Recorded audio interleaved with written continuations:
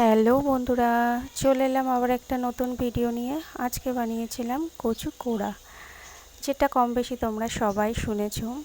এখানে নিয়েছিলাম দুটো শুকনো লঙ্কা, কটা কালো জিরে আর 8টা-9টা মতো কাঁচা লঙ্কা চিড়ে রেখেছিলাম, আর কিছুটা রসুন থেতো করে রেখেছিলাম।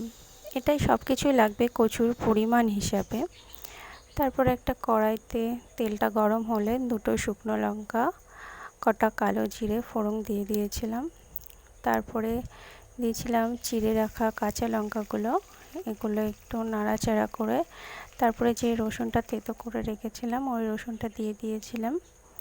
এগুলো সবগুলো দিয়ে একটু ভালো লাল লাল মতো হলে নাড়তে হবে।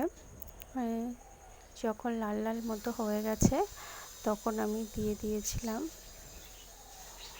আগের থেকে করে রাখা সেই কচু কোড়াটা। তারপরে এগুলো দিয়ে একটু নাড়াচাড়া করে নিয়েছিলাম, দিয়ে পরিমাণ মতো দিয়েছিলাম লবণ, পরিমাণ মতো দিয়েছিলাম হলুদের গুঁড়ো। এটা সবগুলোই কচুর আন্দাজ হিসেবে লাগবে পরিমাণ মতো, যে যেমন লবণ খাও। তারপর দিয়েছিলাম গোলমরিচের গুঁড়ো।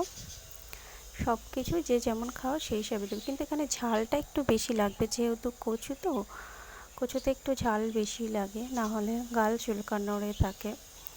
তারপরে এটা নাড়তে হবে যতক্ষণ কচুর রসটা না মরে। কচুতে যে রসটা থাকে ওটা থাকলে গালটা চুলকায়। তারপরে এই যে আমার প্রায় হয়ে এসেছে কচু কোড়া। এই যে আমার হয়ে গেছে কচু কোড়া।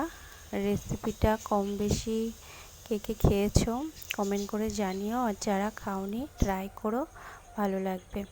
টাটা।